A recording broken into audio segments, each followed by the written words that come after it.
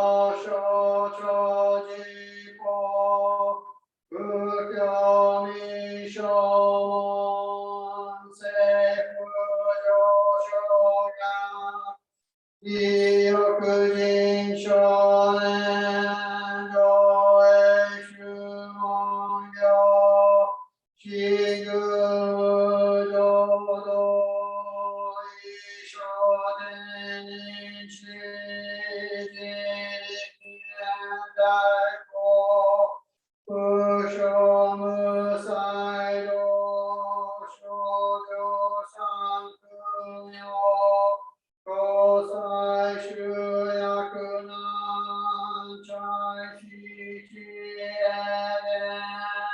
名詞官の愛特小悪道通夏全中高層上満足いよろじぽ日月終日天候温不言に周回報道強制空読法両大集中戦法施行空用意細部特殊特音屋根出動満得意三階を四つ無下地津夏見不詳感学営利教師最小尊師団役国家大戦を感動国書伝に東宇地上家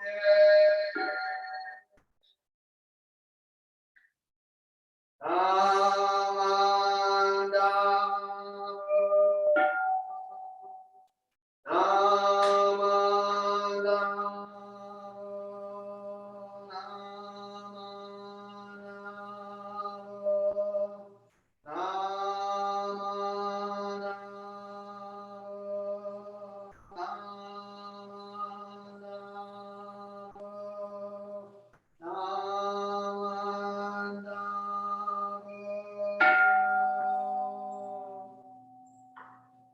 願にしくろくよろせいさいどんご来しおじょ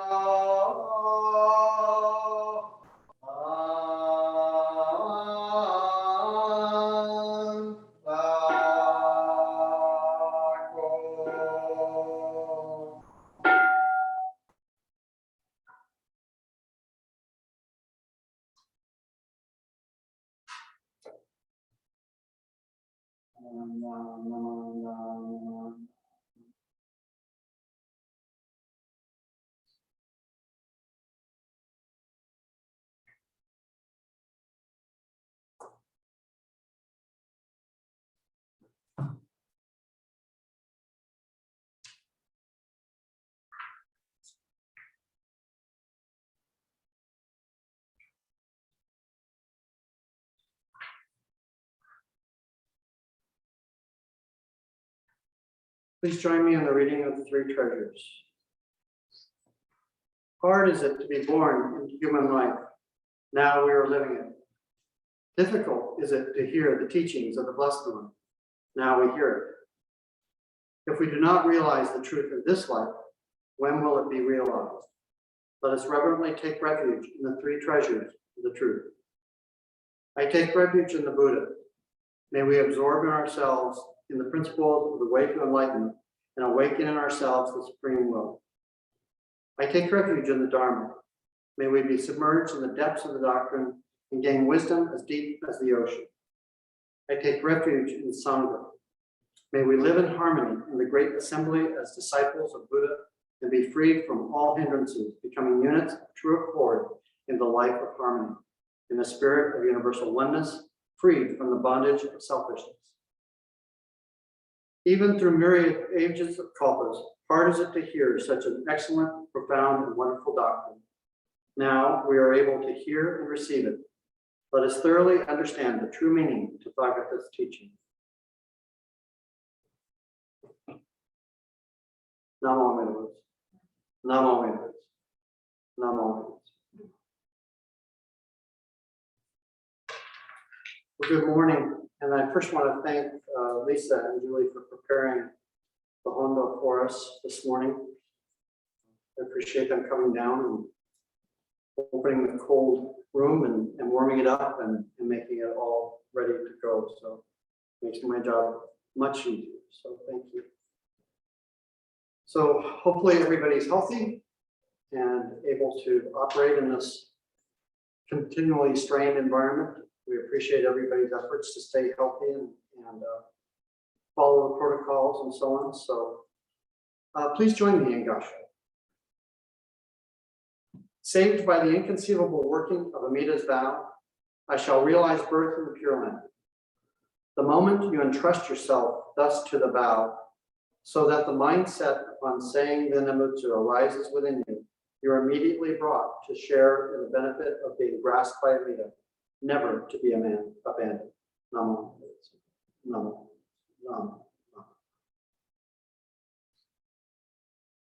These were the words of Shinran, as quoted by Yuenbo in the opening verse of Tanisho. It sets the stage nicely for a discussion about how we, as Jodo Shinshu Buddhists, approach the Dharma.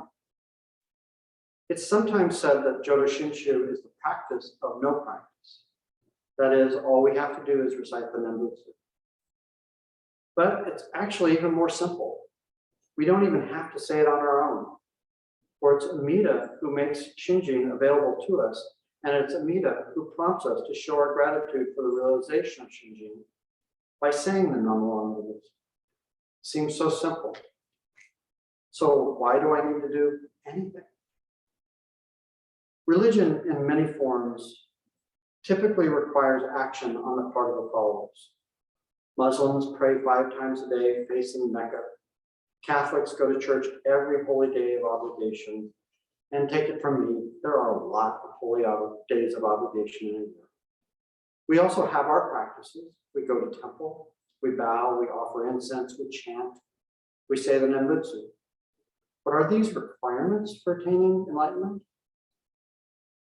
Buddhism at its core is about the elimination of suffering. Suffering is caused by our attachments to the people and the things around us.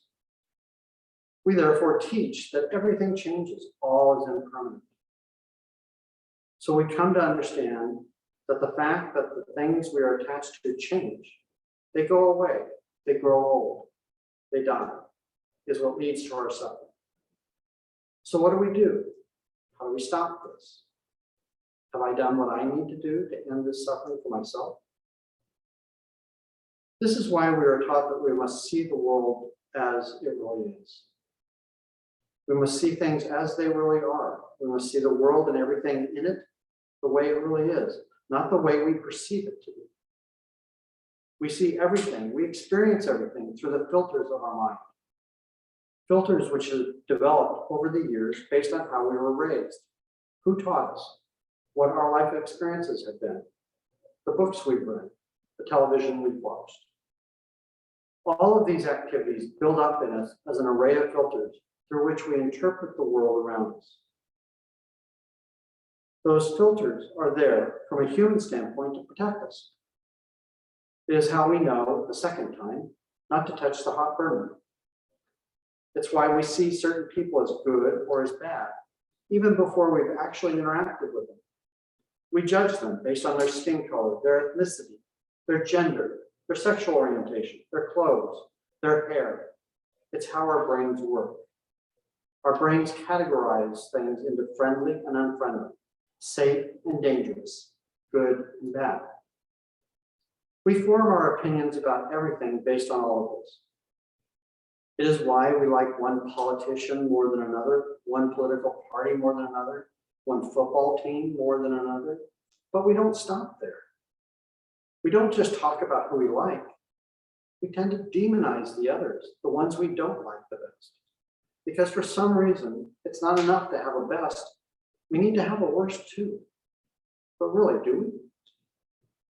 To see things as they really are, we must understand that the reason that we think something is good is based on our experience, our filters. The reason that someone else thinks the other team, the other party, the other candidate is good is based on their experiences and their filters. There is no good and bad here, just different. I like apples. Does that make apples good? No. You may dislike apples. Does that make apples bad? No. Whether we are talking about fruit, movies, political parties, none of them are inherently good or bad. They just are. So if we really want to get along with people, we need to stop judging and start listening. Try to understand things from a different viewpoint. Acknowledge that the other view has a right to exist. Not that it's right or wrong, just that it has a right to exist. The logic and reasoning behind someone else liking something or someone that you don't is just as sound as the logic and reasoning you have for liking or not liking the same thing. You may be thinking about now, how did he get from the tiny show to politics? A reasonable question. Here's the linkage. Shinran believed himself to be evil and a fool. He believed that he was incapable of attaining enlightenment on his own. Shinran spent a great deal of time trying to understand the world as it really was, trying to understand it, his own true nature. For 20 years on Mount Hiei, he followed the Tendai teachings and tried to achieve enlightenment. He finally gave up and sought out a teacher who he had heard was teaching a new path, Honen. Shinran studied further and he came to realize that Honen's teachings were sound, but they could be interpreted a little differently. We are, using our own power, incapable of attaining enlightenment. However, Amida, through his primal vow, has assured us that we too will go to the Pure Land. We will realize Shinjin through Amida's primal vow, and we will say the Nembutsu in gratitude. But what do we do until then?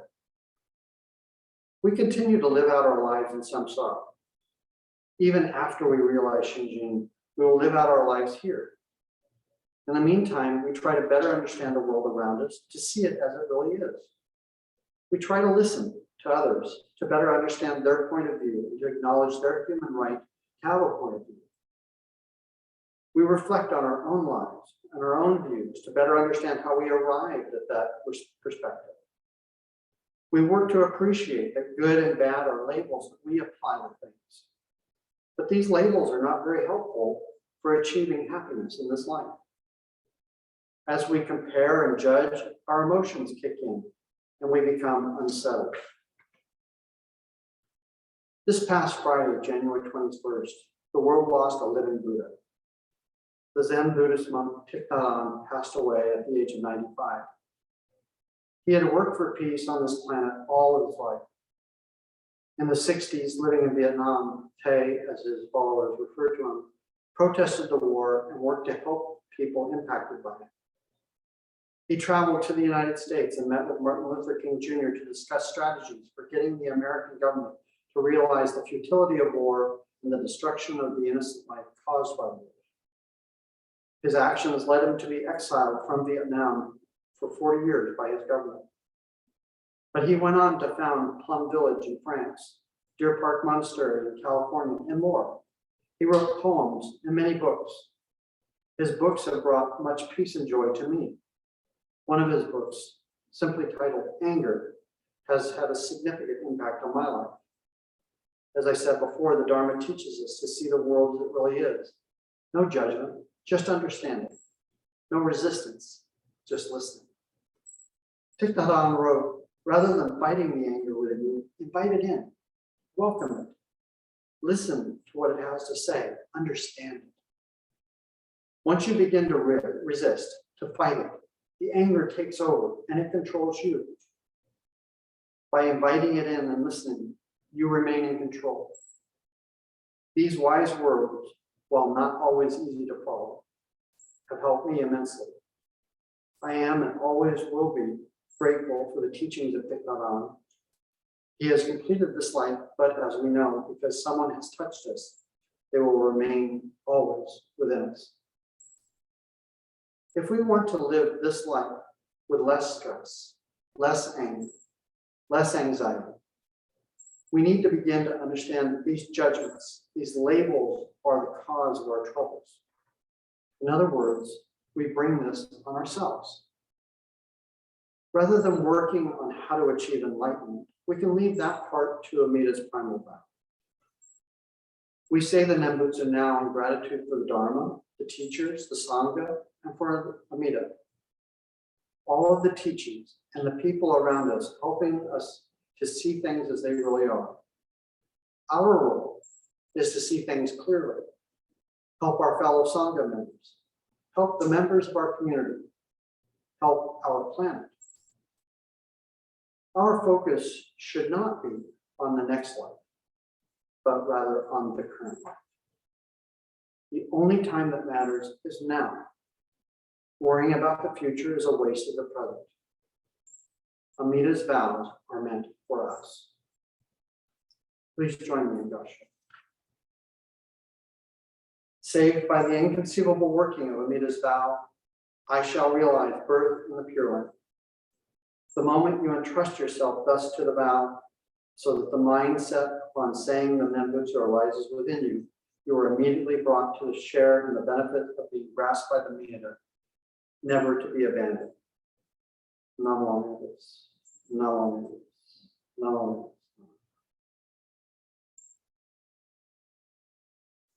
Well, thank you again for listening. Thanks once again to Lisa and Julie for setting things up here for me at the Morgan Hill Temple. Hope you all have a very pleasant day. Enjoy the football, as many of us have. Preferring one team to the other. Congratulations to the 49ers. Exciting games. So again, thank you very much. And thank you for attending this morning. As we close, please join me in Gasha. Namo Amida Butsu. Namo Amida Butsu. Namo Amida Butsu. Thank you.